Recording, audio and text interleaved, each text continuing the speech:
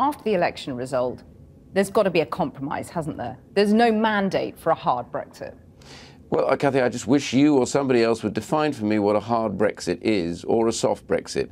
They're ridiculous terms. It's like saying something, do you like something to be hard or do you like it to be nice and soft? OK, well, I'll define the hard Brexit for you. Hard Brexit, then, is leaving the single market and the customs union. OK, what's soft Brexit, then? Not.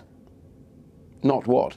Not leaving the single market or the customs union. Well, then you haven't left the European Union. Even the Labour manifesto spells that out. Even Corbyn and MacDonald and Harriet Harman said, if you are leaving the EU, you cannot be a member of the single market. OK, if you're not prepared to see a compromise on either the single market or the customs union, are you prepared, as the Chancellor clearly is, to see a compromise on a transitional deal so you take rather longer to separate yourself from the EU than was envisaged before? How long is too long?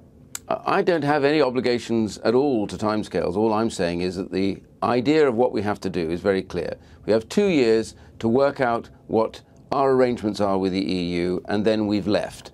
Now, the key point is we may, in the course of those discussions, say that the EU and we want to spend another year or so or whatever, in which we may have some transitional payments or whatever. All of that is part of the implementation of the agreement. So and you could stay in the single market or the customs union during that time? No, the key point is we have left at the moment we finish with this. The question really is, what therefore does leaving as a process, how long does it take, what does it do, and what are the arrangements around it? What anybody over here wants or says they want, and what they get out of this in the course of the negotiation may be very different. The EU wants to have clarity. So if they want transition, they may want some transitional payments that take them through to their budget, so they don't actually have a hole that they have to fill at that same time. So the transition is more about the implementation of the final agreement, which is to leave, not be a member of the single market, not be a member of the currency union.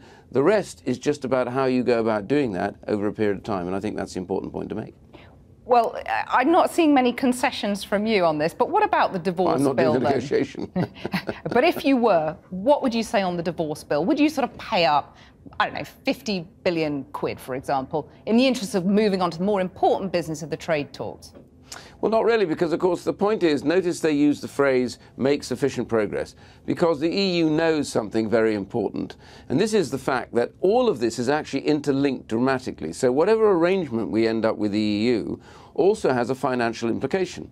Because if we're joining the WTO, well, we're actually a member, but if we become a full voting member, then that means that between us and the EU, we have to sort out what our financial obligations are, because as we separate from them, there are certain articles which have financial obligations in them, and we need probably to take some of those on. If we don't, it leaves the EU with a big bill. So we can't settle what the final element of who owes what until literally we arrive at the final conclusion about what our arrangements are.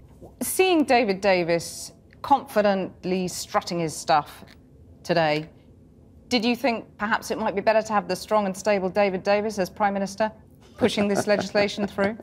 I wondered how long it would take for you to get round to that question. Got there in the end. Yeah, you did in the end, to be fair. Congratulations. The answer is no vacancy.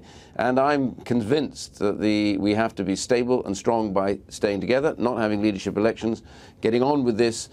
We have this ticking clock. We have less than 2 years to sort this out.